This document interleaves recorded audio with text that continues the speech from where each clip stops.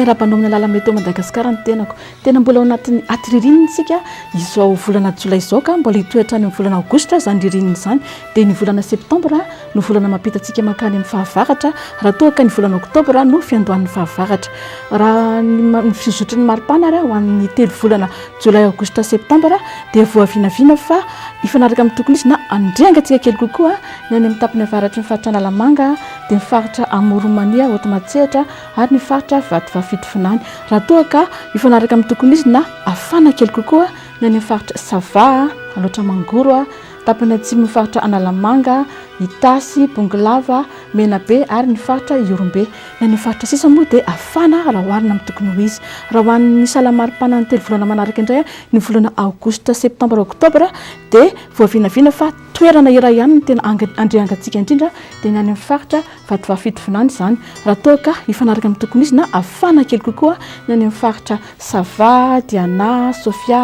Alotra Mangoro tapany avaratry ny faritra Analamanga Betsiboka Melaky atsimo andrefana ary ny faritra Androy ny any faritra sisa moa dia afana raha hoarina amin'ny tokony izy amin'izany vanim-potoana izany raha mahakasika ny maripana ny rotsakorana indray ny fitambaran'ny rotsakorana ho an'ny telo volana jolay aogositra septambra dia voavinavina fa tsy ho ampy ny rotsakorana any amin'ny ilan'ny andrefan'ny faritra Androy dia ny faritra maro amin'ny faritra atsimo andrefana faritra Boeny ary ny faritra Sofia raha toa ka voavinavina fa ifanaraka amin'ny tokony izy na ho latsaka kely izany rotsakorana izany any amin'ny faritra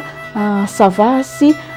Alotra Mangoro ny any amin'ny faritra Melaky moa dia ahazo rotsakorana fanaraka amin'ny tokony izy na anatombo kely raha toa ka obe raha hoarina amin'ny tokony izy ny rotsakorana any amin'ny faritra sisa raha ny fitambarana rotsakorana indray ao amin'ny telo volana manaraka aogositra septambra oktobra dia voavinavina fa ahazo rotsakorana anatombona amin'ny tokony izy na any amin'ny tapany avaratry ny faritra Diana dia ny faritra Vakinakaratra Manontolo ny ilan'ny andrefan'ny faritra Iorombe ary ny ilana tsinana ny faritra atsimo andrefana raha toa ka ahazo rotsakorana fanaraka amin'ny tokony izy na anatombo kely kokoa ny any amin'ny tapany atsimo faritra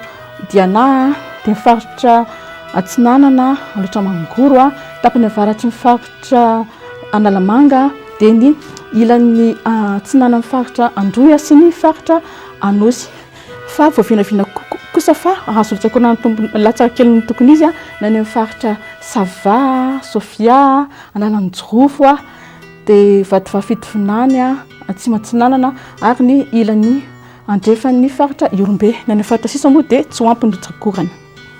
izao fiarantsika izao dia tolay tafasiry amorim-patana amin'ny andro ririndra ka satry eto foana kanefa motompoka manapetra ny fotoanako dia mametraka veloma mandram-piona ary manome fotoananao afaka ray volana toy izao mandram-piona tompoko